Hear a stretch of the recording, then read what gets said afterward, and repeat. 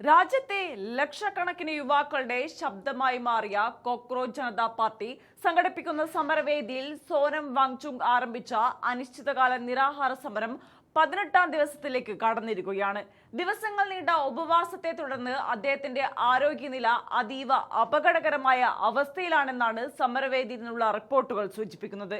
അദ്ദേഹത്തോടൊപ്പം നിരവധി വിദ്യാർത്ഥി പ്രതിനിധികളും നിരാഹാര സമരത്തിൽ പങ്കുചേർന്നിട്ടുണ്ട്. സമരത്തിന്റെ ആവശ്യം ഇത്രയേ ഉള്ളൂ: കേന്ദ്ര വിദ്യാഭ്യാസ മന്ത്രി ധർമ്മേന്ദ്ര പ്രധാൻ രാജിവെക്കുക. എന്തിനാണ് അദ്ദേഹം രാജിവെക്കുന്നത്? ഇന്ത്യൻ വിദ്യാഭ്യാസ ചരിത്രത്തിൽ ഇതുവരെ കേട്ടുകേൾവിയില്ലാത്ത തരത്തിലുള്ള വൻ ക്രമക്കേടുകൾക്കും അനീതികൾക്കുമാണ് സമീപകാലത്ത് വിദ്യാർത്ഥികൾ ഇരയായത്.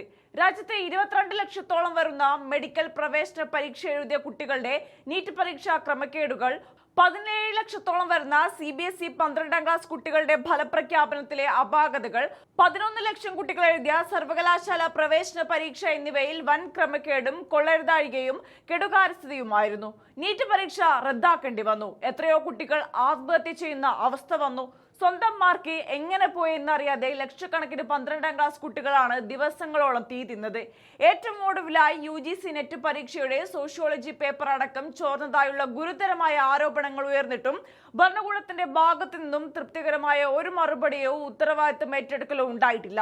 ലോകവേദികളിൽ ഇന്ത്യയുടെ യുവജന ശക്തിയെക്കുറിച്ചും ഡെമോഗ്രാഫിക് ഡിവിഡന്റിനെ കുറിച്ചും വാതോരാതെ സംസാരിക്കുന്ന പ്രധാനമന്ത്രി നരേന്ദ്രമോദിയുടെ ഭരണത്തിന് കീഴിലാണ് രാജ്യത്തിന്റെ ഭാവി വാഗ്ദാനങ്ങളായ യുവാക്കൾക്ക് ഈ ഗതികേട് വന്നിരിക്കുന്നത്. രാജ്യത്തെ ജനസംഖ്യയിൽ പകുതിയിലധികം പേരും 30 വയസ്സിന് താഴെയുള്ളവരായിട്ടും അവരുടെ ഭാവിയെ ബാധിക്കുന്ന പരീക്ഷാ സുതാര്യത ഉറപ്പാക്കാൻ സർക്കാരിന് സാധിക്കുന്നില്ല.